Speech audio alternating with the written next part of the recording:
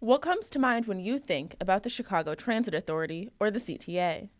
Packed rush hour trains? Early morning commutes? A dreaded red line delay? How about poetry? Probably not what people would think. However, one day after Lake Forest College professor emerita Lois Bear Barr rode the CTA, a poem popped into her head.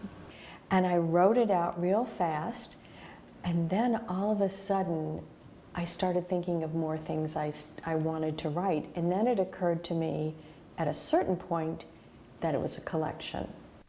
So far, she's written 17 poems about her experiences on the CTA, from packed cars for Cubs games to rainy morning commutes. They assembled to ride, bundles on their backs, in their hands, phones, Kindles, a binder of choral music, the Sun Times. One young man tries not to lip read The Alchemist. They share sniffles and coughs, unscheduled stops between stations, tolerate riders sleeping on 3 seats. It's 20 below, so they ride the train to stay alive. Many offer me a seat. I refuse, unless I'm scribbling. Sitting is death. I ride the L and feel alive. That's a poem called Mass Transit, one of the first poems Barr wrote about the CTA. That huge contrast between a man who has to sleep to stay alive and me, coming from the suburbs, and that big contrast really was the thing about the mass transit. Though Barr is now a weekly CTA rider, the Spanish and creative writing professor didn't grow up taking the train. In fact, she grew up in Louisville, Kentucky. It wasn't until recently that Barr began riding the CTA. She takes the red and brown lines to travel between a writing studio in Edgewater and an elementary school she volunteers at on the near north side. Barr began writing poetry when she took a sabbatical to do a research project.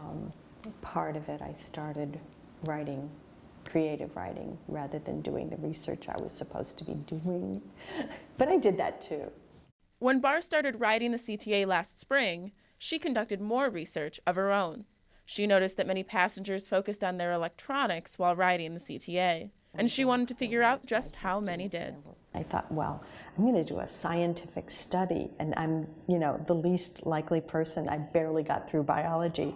So for me to do a scientific study was, it was kind of funny. Each morning, she got on the same train, at the same time, at the same spot, on the same L platform. For 2 months, she tracked writing habits in her head and documented the numbers in a spreadsheet once she got home.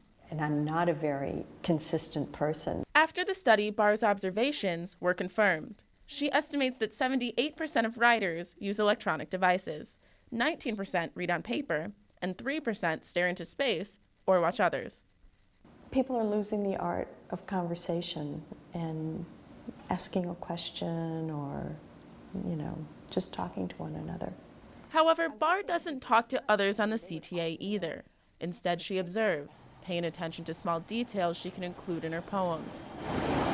So what's next for the CTA poet? And I do have other stories and poems about being on the train, being in my car, so I see a theme that could be a longer book. Until then, Barr plans to keep writing about and writing on the CTA. For Good Day DePaul, I'm Marissa Nelson.